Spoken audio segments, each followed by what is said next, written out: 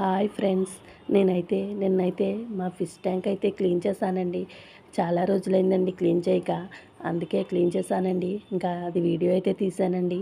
ఆ వీడియో అయితే నేను పెట్టానండి. ఇంకా నేను ముందుగా టబ్లోకి ఫిష్లన్నీ తీసేసానండి. తర్వాత వాటర్ అయితే తీసేసానండి.